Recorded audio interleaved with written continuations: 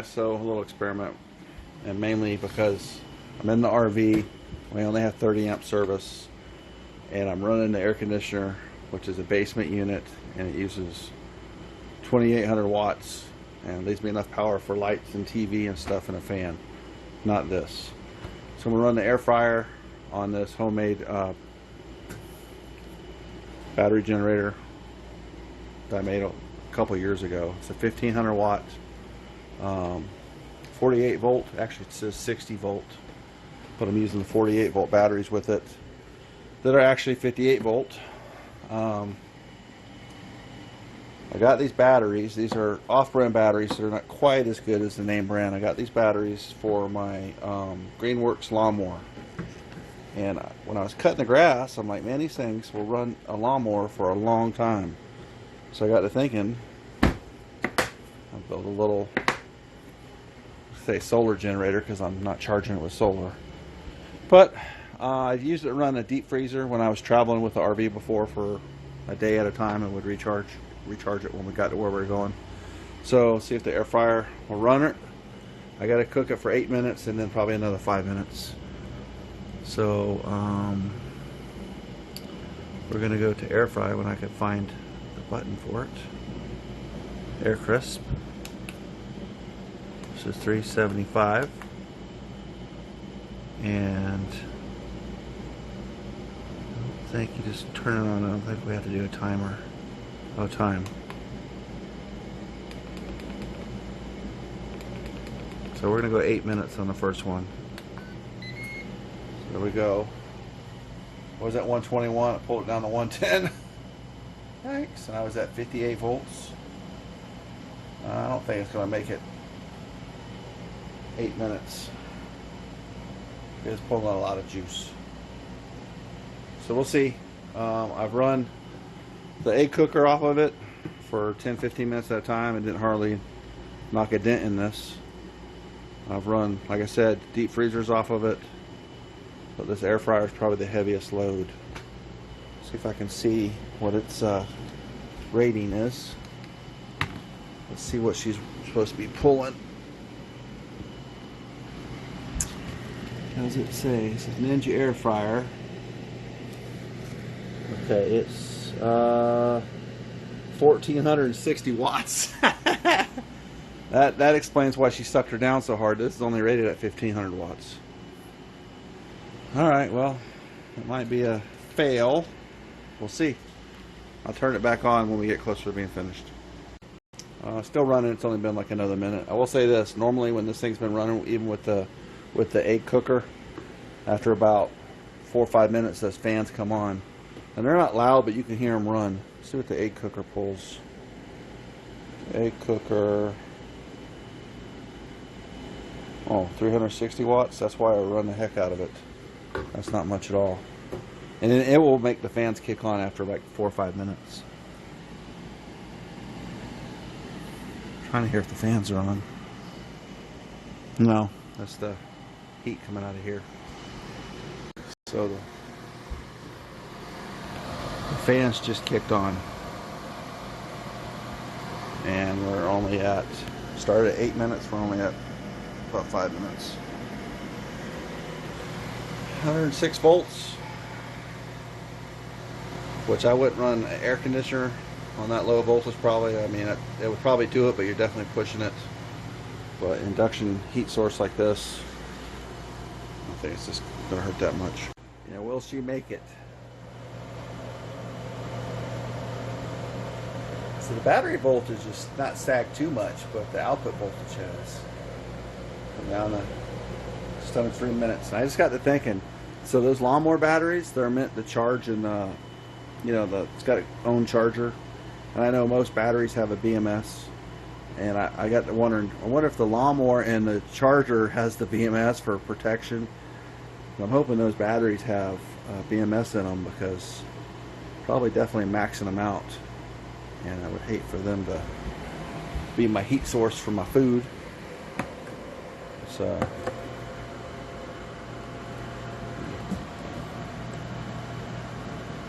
yeah, so they're already at half. So all three of them are at half.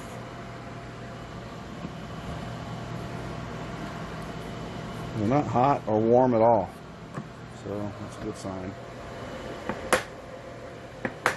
So I'll be lucky to flip these when they hit 0, give it a minute for that to cool off, run another 5 minutes. I'll be lucky to get one good heat cycle out of this, or cook cycle, and I'll have to charge that. What I'll do next time, I didn't think about it this time, I should have put a kilowatt on there so we can measure exactly how much power it pulls out of the batteries. And instead of just going off the label on this one, see what the actual wattage is. So I'll try. I don't know if I have a kilowatt with me. Maybe I'll pick one at Harbor Freight this weekend and do another cook cycle with it. I mean, the inverter is probably maxed out and it's doing fine. The voltage drop is, it's the battery sagging a little bit. Fans are running, but nothing's hot. We're almost there.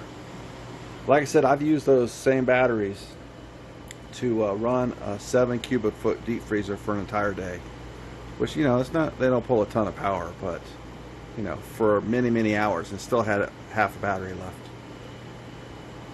And I run shop vacs off of it, so I've really never. This is definitely the heaviest load I've ever tried to run with it. All right, come down to it. Let's see what happens when what the voltage goes back up to. So we're at 8 seconds. 5, 2, 1. So 120 volts, 54 volts on the batteries. All right, cool. Let me flip the chicken. This is what we're cooking. I know I'm pushing my luck. So it's only been a minute, maybe 2. Fans are still running on this, cooling it back down. See our power right there. I want to do another 8 minutes. Let me go 6.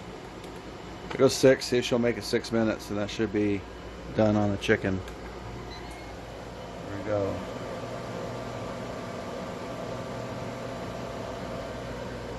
Alrighty. Alright, so we're at 4 minutes almost, so we're almost 2 minutes in. It is slowly pulling down, so we're at 102 volts. If it gets below 100, I'll probably kill it because I don't want to damage the inverter. I've had it for, I don't know, probably 4 years. Now, the reason I went with a 60 volt, besides price, is the batteries in here are 48 volt batteries, but when they're fully charged, they're like 58 and a half. And this inverter, a 48 volt inverter, will actually pull the batteries all the way down to 46 or 44 volts, unless the BMS kills it first. And I didn't want to run my batteries flat all the time. So a 60 volt inverter, I believe it cuts off at 48 volts. And when they're charged at 58, I mean, you're not at the max on the inverter, but it will cut off before you flatten out your batteries. So it seemed like a pretty good match. But 102 volts, a lot of sag. But like I said, this thing's pulling almost 1500 watts, so we'll see. 3 minutes more. So, minute and a half-ish. 101 volts on the output. The battery's still set. Battery voltage is still fine. Anything above 48, right? Or at least above 50, really, if you really want to take care of your batteries. But the output voltage is what's got me a little concerned. That hopefully we'll make it. I bet we'll be. What the hell is that? That's not the inverter. Oh yeah, it is the inverter. But I don't have alarm light.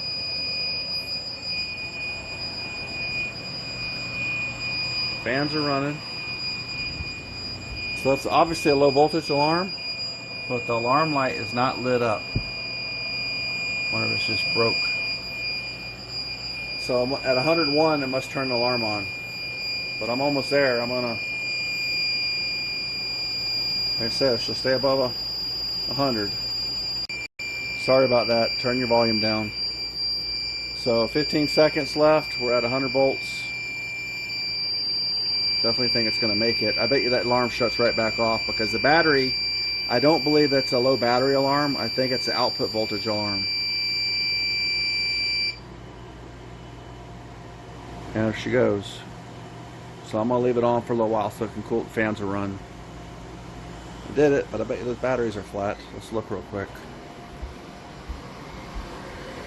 And really they shouldn't be flat to close to 48 volts. 60 volt batteries. Yeah, so I kept saying 48 volt batteries, but fully charged are 58, which is a 48 volt battery pack.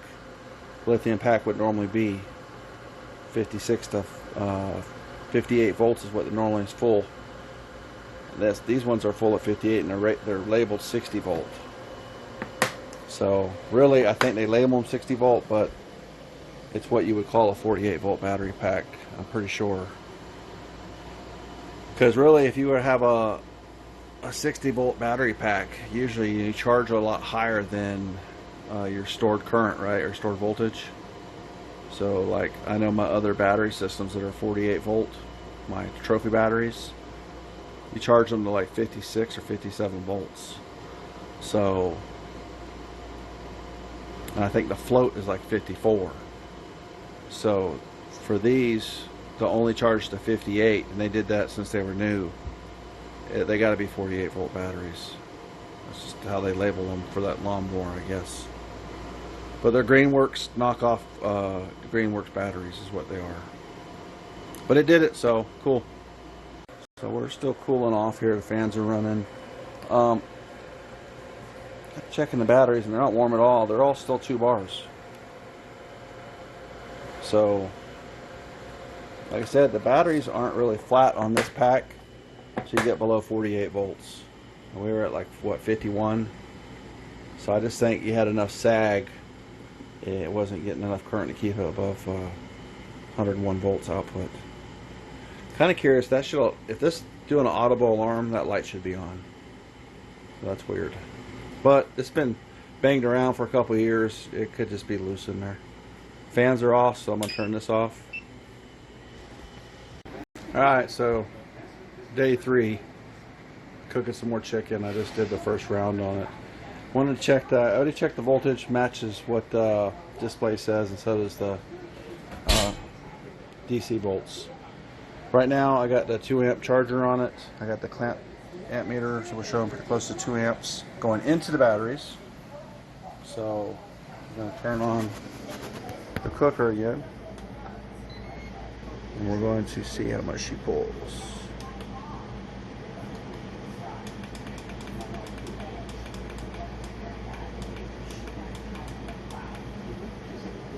Alright.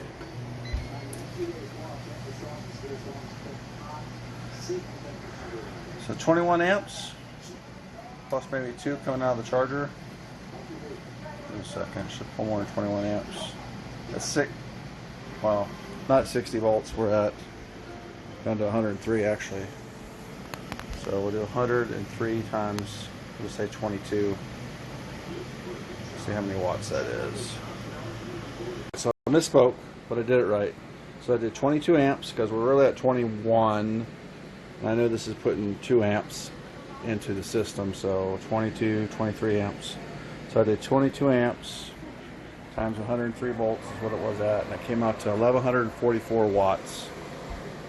And I'm pretty sure this is at least 10 gauge. It might be 8 gauge. Which either way, it's still good for more than at least 30 amps. So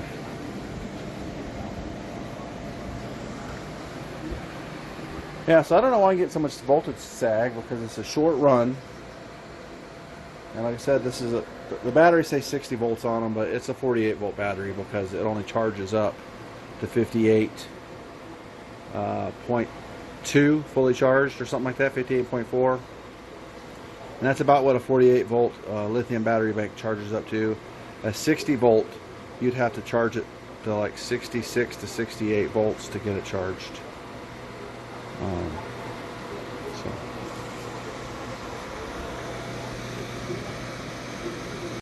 Okay, so I'm wrapping up the video. I misspoke on a couple things. So our power out being consumed was like 1196 watts. I know I quoted the voltage AC out, but actually I took the DC volts. I don't know if it was that was the other day, 54 volts or whatever it was. And my clamp on that amp meter was like basically 23 amps because this was giving us 2. So anyways, it came out to like 1196 watts. Also, quick things, a couple things. This is normally not on here. It's been charging it. So I did the quick connect. This is, like I said, super quick and dirty battery generator kit. I think I got this on Amazon or eBay, one of the two. I didn't pay that much for it, 150 bucks. I don't remember. It's been about 4 years. This case I got at Harbor Freight. I wasn't going to drill and cut holes in an expensive Pelican case. Pretty nice case for a cheapie though. So you could pick something like this up. This would be, this is something if you don't want to spend a ton of money. You want to have like basically a solar generator. You can put a charge controller on here and tie right in. I know that someone's going to see this and say, those turn, they're short, the battery's out. True. I'm going to add a fuse. This is just so I can clamp that charger on easily. But yeah, you got to make sure. When I put this in storage, I disconnect the batteries. So nothing can touch these because you would definitely have a bad day if that happened. So, like I said, if you just need something quick and dirty, go camping. You could take your foodie with you, a coffee pot, whatever. Backup power for the house. And what I wanted to do was, no matter what batteries you use, I guess you could use cordless drill batteries. I wanted to use something I already had that had a fair amount of capacity, or I would be using for other projects. Because I think these were about 100 bucks a piece. And I didn't want to buy a bunch of batteries. For this, I really don't use that often. But I do use these batteries on my electric chainsaw, my Greenworks chainsaw, my Greenworks lawnmower. And I figured, well, that way I'll have batteries for those tools, and then I can use them here also. These just pop right into the back of the battery. See if I can get a picture. And what it was, I found a guy, I think I've even seen these on some of those, obviously I got these off eBay. A guy makes them. But I've seen these same ones, I want to say, on some other auction websites that have all kind of drill battery adapters. It wasn't Amazon or eBay that I seen these also on. Wasn't Poshmark. But it was one of those sites kind of like Poshmark where people sell stuff they make. So you can get these for any battery. Then you have batteries for another project. And you're not wasting money because that's what drives the cost up, right? The biggest cost is the batteries and the inverter. But you can make this whole thing for batteries $300, which I was gonna get anyways for my tools, and then inverter $100 nowadays. Case, I don't know, 50 bucks. So 3, 4, maybe definitely less than 500 bucks. And then you'll have batteries for other projects. That's how you keep the price down. Use the same batteries, even if it's drill batteries, you could stack in there for other reasons, so you're not soaking all the money just into this.